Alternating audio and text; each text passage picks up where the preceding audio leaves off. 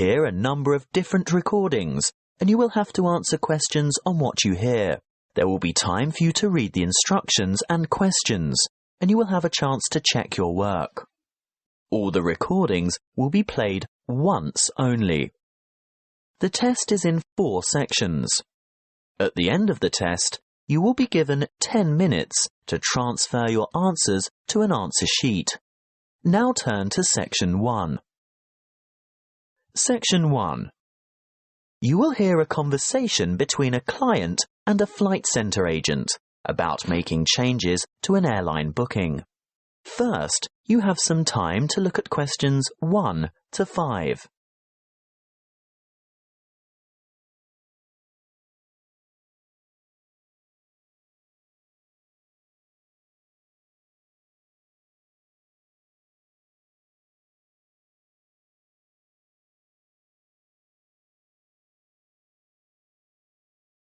You will see that there is an example that has been done for you.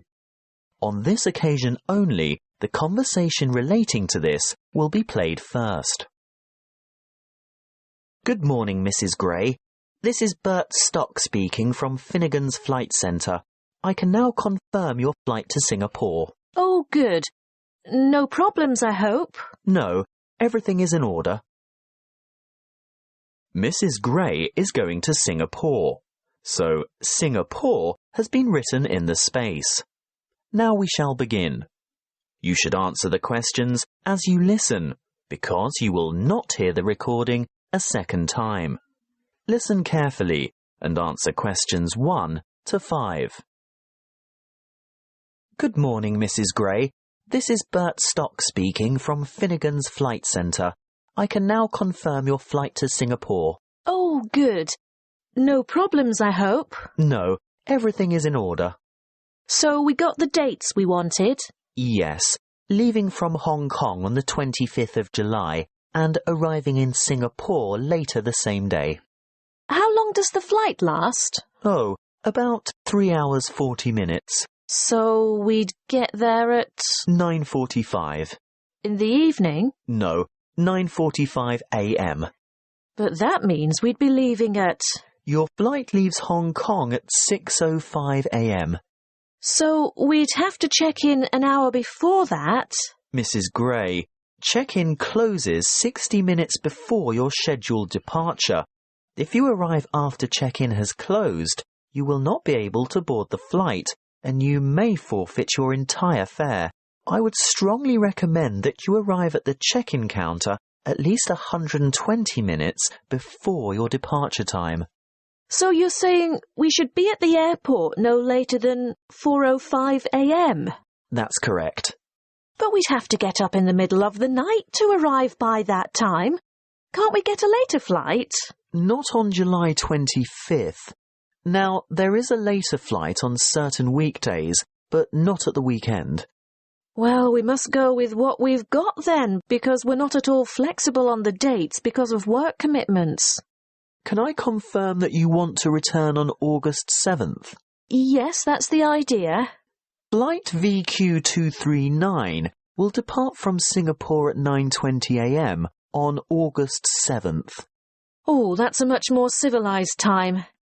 Tell me, the time zone is the same, isn't it? We don't gain or lose an hour along the way. There's no change in the time zone, so you can expect to be back at around 1 p.m. Does that suit you? Oh, absolutely. I'll have time to unpack before dinner. We're expecting to meet friends at the new seafood restaurant at 8 o'clock. Before you hear the rest of the conversation, you have some time to look at questions 6 to 10.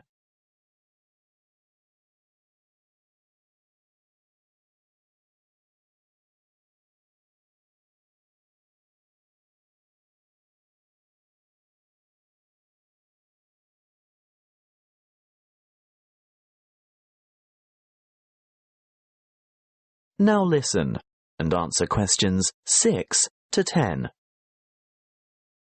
Mrs. Gray, I'll send you all these details by an email or letter of confirmation. Which do you prefer?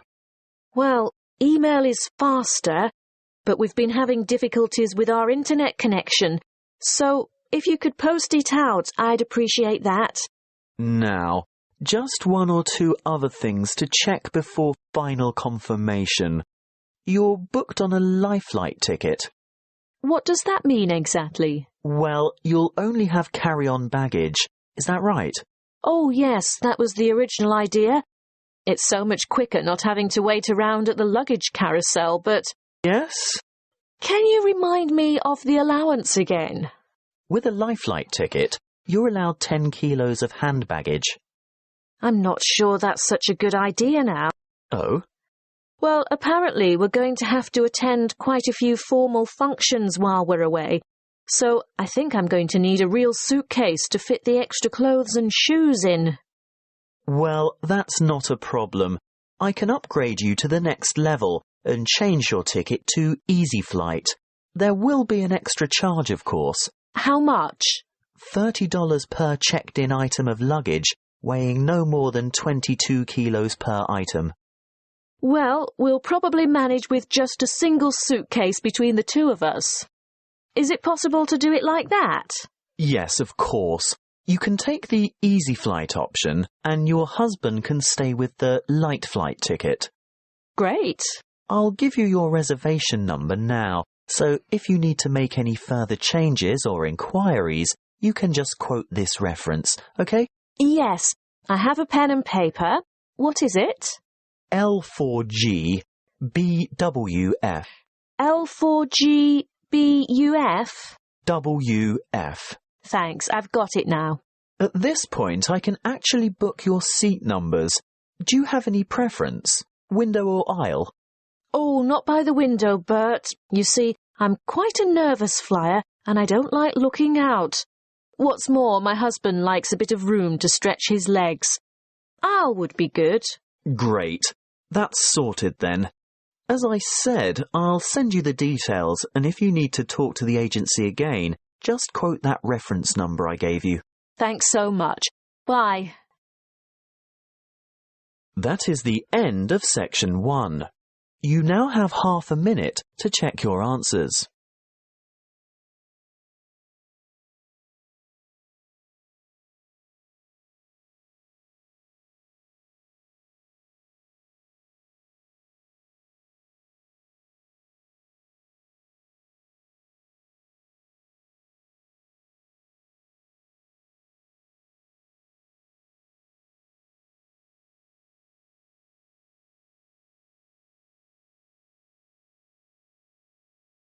Now turn to Section 2. Section 2.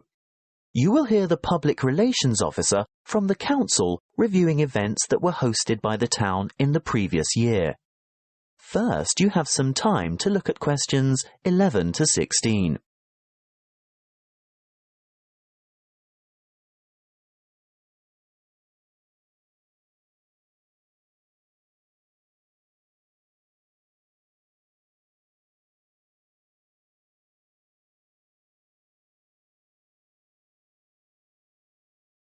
Listen carefully and answer questions 11 to 16. Kingstown has been a busy town this year, with some high-profile and new events happening in and around the area. In January, we hosted the National Kayak Selections, and this competition attracted a number of well-known paddlers, not just from this country, but from Canada, Ireland, England, and Australia. Following this event, we had the nation's top bowls players descend on the township, with the national championships taking place at the Kingstown Bowling Club, attracting well over 400 players. It was a resounding success, as you could see from the numbers thronging the bowling centre in Main Street. February was the month for the seriously social rafting competition, and this was the first time Kingstown had hosted an event of this nature. It attracted 96 paddlers from all walks of life who enjoyed a great day of fun on the river. After the success of last year's Open Half Marathon event, this year, in March, we hosted a women's-only duathlon in an attempt to get more women involved in sport. The starting point was at the Kingstown Pool, but an extremely chilly evening saw a huge reduction in the numbers we were expecting. However, approximately 50 participants were not deterred from tackling the event, which for many was the first time, and these hardy contestants went into the first 2.5k run with great enthusiasm. The cycle leg was extremely challenging because it was into a headwind all the way, and the last 5k run was no easier. At this point, I must thank all the volunteers who took time out to help make this event successful, especially the road marshals who did an excellent job. We must also thank the Kingstown Creative Pursuits Society for hosting the wonderful Autumn Festival. The women involved put on a magnificent demonstration of traditional and present-day craft work, ranging from ancient weaving techniques to modern pottery designs and sculpture. These ladies are highly skilled, and they got a good turnout on the day, which, by the way, they are thinking of making a biannual event. So we might have a spring festival on its way. Winter brought with it the annual Kingstown Youth Tournament, which was a huge success, with the allocated team slots filling up fast. Teams consisted of approximately 15 youths, ranging in age from 8 to 18. The teams spent the day on the fields of Prince Park, playing a round-robin touch tournament system. The event, which drew large crowds of the public who cheered and gave lots of support and encouragement for the teams, showcased some outstanding youth talent.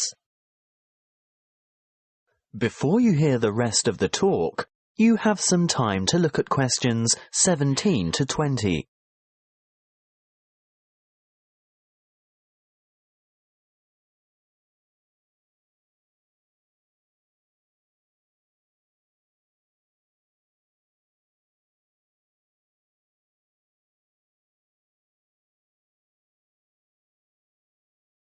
Now listen and answer questions 17 to 20.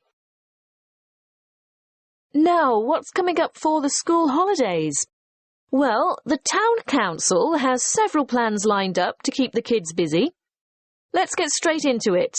Programme 1, which will take place around the Prince Park area, has a sports agenda and will have participants engaged in a variety of sporting activities such as tennis, athletics, football and swimming. Programme 2 is for the somewhat less active and more creative children. They will do most of their activities in and around the Lord Hall area. These will consist of cooking, craft, dance and hairstyling. You'd be surprised at the number of children who leap at the chance to learn to cook, not to mention the other activities. The hall will be positively buzzing, I can tell you. This is a great chance for your children to learn a new skill or brush up on one that they're already crazy about. Programme 3 is for the more adventurous children. Because of this, we do insist on a minimum age limit of 11 years old. The Duke Recreational Area has been set aside for this programme. Expect your youngsters to learn a lot about leadership and teamwork as they accomplish some of their missions. They'll engage in activities such as skateboarding, rafting, orienteering, mountain biking and trekking. Well, thank you for your attention. If you have any questions, please feel free to ask. That is the end of section 2. You now have half a minute to check your answers.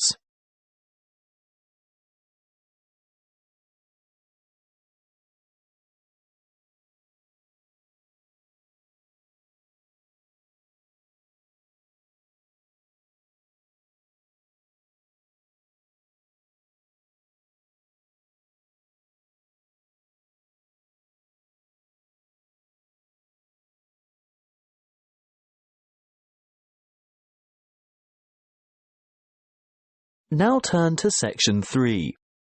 Section 3.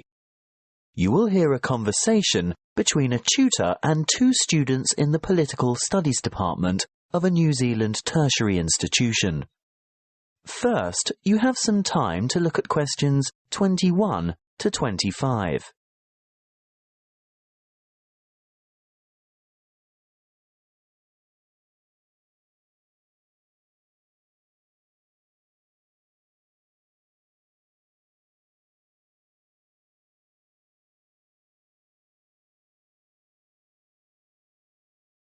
Listen carefully and answer questions 21 to 25.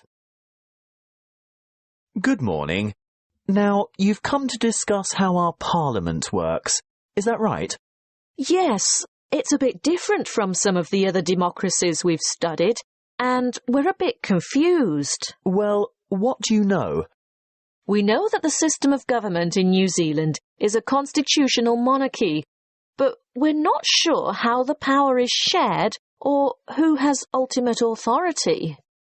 The government is formed from a democratically elected House of Representatives. Is that the same as Parliament? Yes, the House of Representatives is what is commonly called Parliament.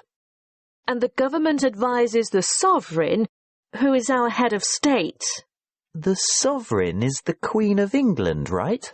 She lives in England and she is the Queen of England, but when we refer to her as our sovereign, we say she is Queen Elizabeth II of New Zealand.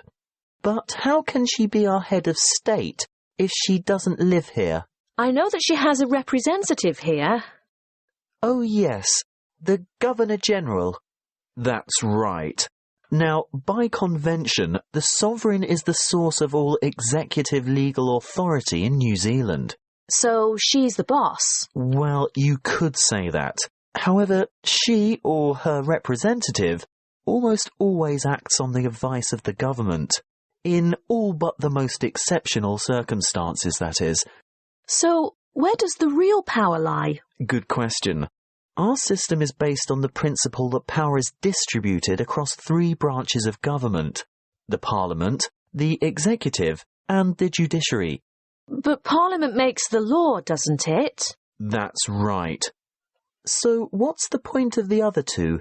Well, you need a body to administer the law. That's the Executive, made up of ministers of the Crown, and the Judiciary interprets the law through the courts. Before you hear the rest of the conversation, you have some time to look at questions 26 to 30.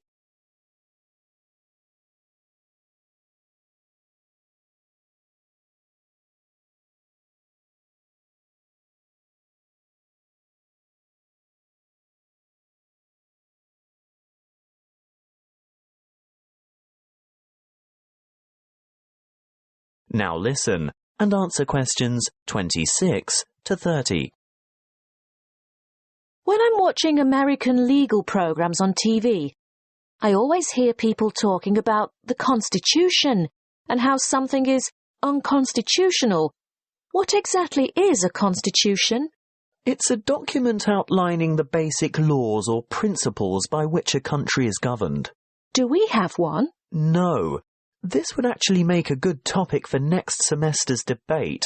There's quite a bit of controversy over that particular issue. New Zealand has no single written constitution or any form of law that is higher than the laws passed in Parliament. OK, I think I've got that.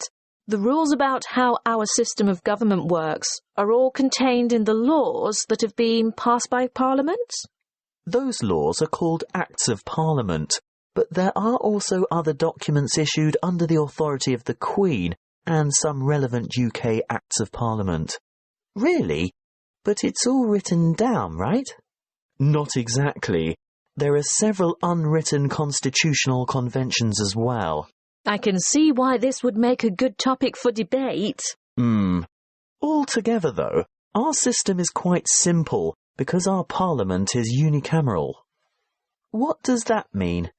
It means there is just one chamber, the House of Representatives, and there is no upper house. I see. By upper house you mean a second house, like a Senate? In the American model, yes, but the British have a House of Lords as their upper house, don't they? Yes, but the Lords don't have to be elected.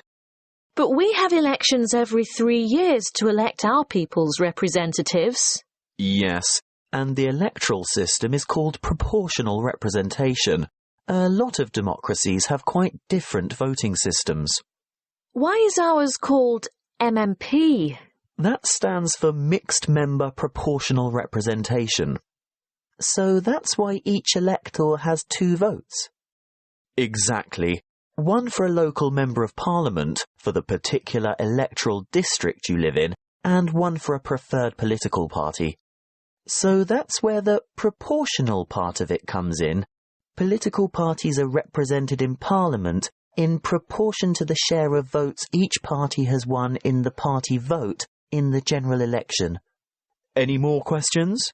No, not at this stage. Thank you for your time today. OK. See you in class tomorrow. Bye. That is the end of section 3. You now have half a minute to check your answers.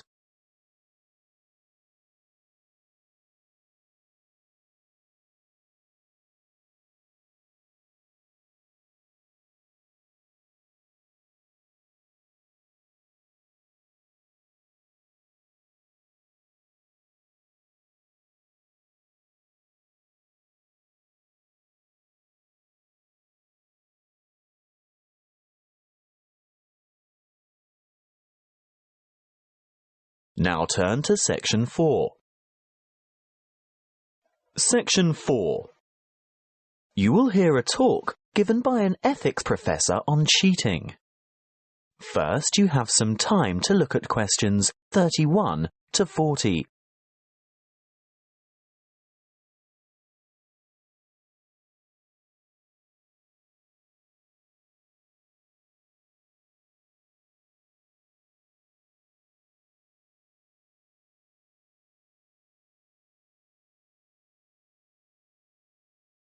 Listen carefully and answer questions 31 to 40. First of all, I would like to thank you for enrolling in this optional ethics course. For some time now, I've been pushing to have it made compulsory for all first-year university students, and you'll soon see why. Today's topic is cheating. For as long as there have been tests, assignments and examinations, there has been cheating of some form or another.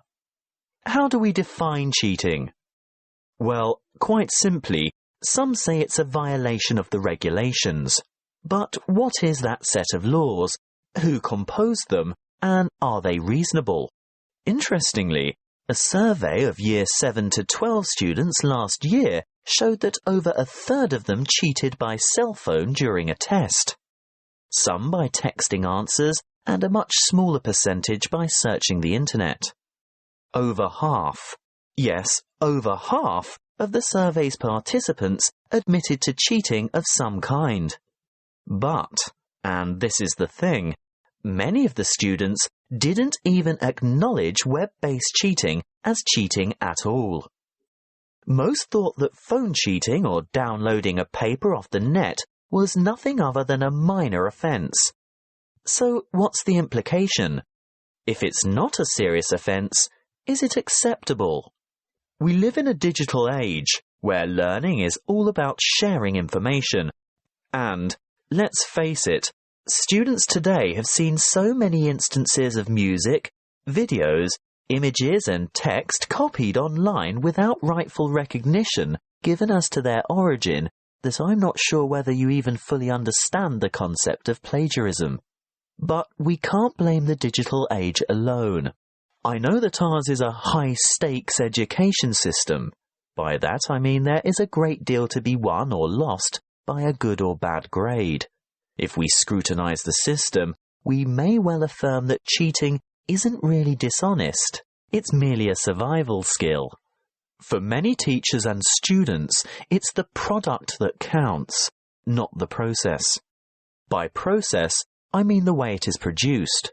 You see, when learning becomes nothing more than information sharing, knowledge or data aren't figured out and understood. They're just retrieved and passed on. How much is actually absorbed? When we discuss cheating, we must look at the educational environment as well as the morality, or lack of it. Researchers have found that environments conducive to cheating are those where the focus is wrong. Sometimes instructors have no meaningful relationship with their students, perhaps due to overcrowded classrooms and lecture halls or individual personalities. Secondly, students who cheat are most often the ones who think the task is pointless or the amount of work is overwhelming. If the classroom is a place where learning is genuinely engaging and the emphasis is on openly exploring ideas, there would be no necessity for cheating. A third, and very important point, is that grades and marks matter more to some students than what they're doing. And lastly, achievement is taken to mean outperforming others, and these competitive practices encourage cheating. Anyway, I fail to see the value in working alone and cramming information into short-term memory. Real collaboration and cooperation puts the focus on thinking rather than on memorizing. I have to say that it's the actions of teachers, classroom organization and cultural background that have as much to do with cheating as individual student behavior. Of course, some students cheat by plagiarizing or copying because they simply don't understand the material, nor do they have any confidence in their writing skills. But I think the majority of students end up plagiarizing because they just don't know how to cite sources correctly, or how to sum up others' ideas in their own words. These reasons have remained the same for centuries. It's really just that the digital age has made it easier. But remember, teachers use technology to spot plagiarism too, so it's also very much easier for them. First-year students should have to complete a compulsory writing skills course, where the rudiments of proper referencing and summarizing are taught. I also think it's a big mistake if ethics is not a first-year requirement as well. In this university, I think it's only the computing department that insists all its students complete a paper in ethics. Learning and education is not just about cramming facts or increasing your knowledge base. It's about intellectual integrity and honesty and rising to meet higher ethical standards. Now, this may necessitate a change in pedagogy and educational philosophy, but most importantly, it will involve a challenge to engage students in discussion on morals and academic morality. That is the end of section 4. You now have half a minute to check your answers.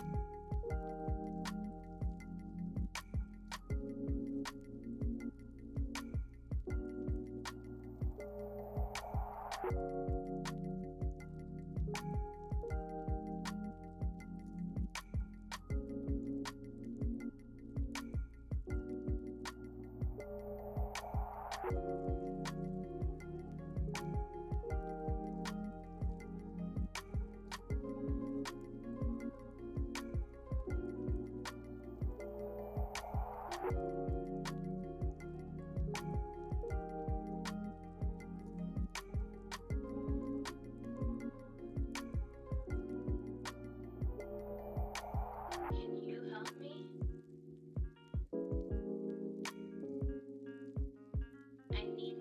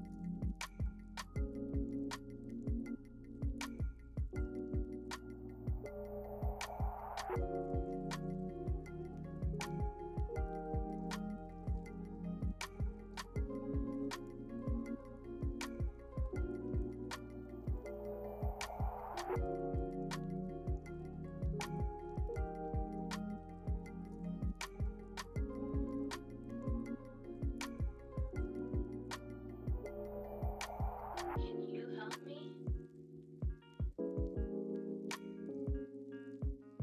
I need more energy. Can you help me? I need more energy.